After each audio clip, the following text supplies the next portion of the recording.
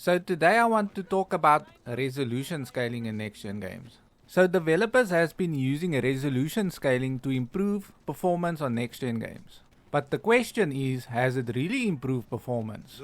What resolution scaling does, it lowers your resolution, making you CPU bound, creating an illusion for better performance. While giving you higher FPS, it also creates stutters and inconsistencies, and destroying your performance on your frame time graph.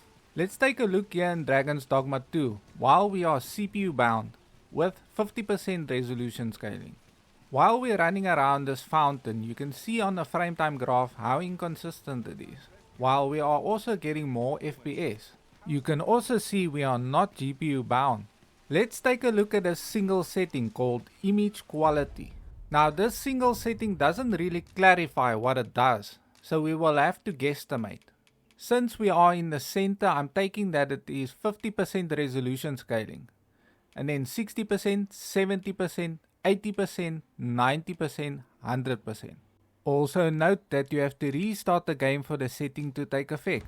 Now let's take a run around the fountain while taking a look at our frame time graph.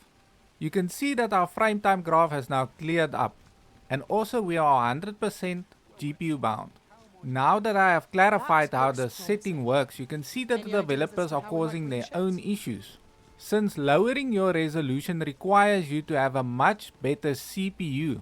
This is not the only problem, because the 3900K and the 7800X3D also gets bottlenecked. While pairing GPUs that are too powerful for those CPUs, like the RTX 4090, the only way to avoid stutters with these graphics cards are to run native higher resolutions, which will have those users sit with much lower FPS, but at least they will not have a stuttery experience.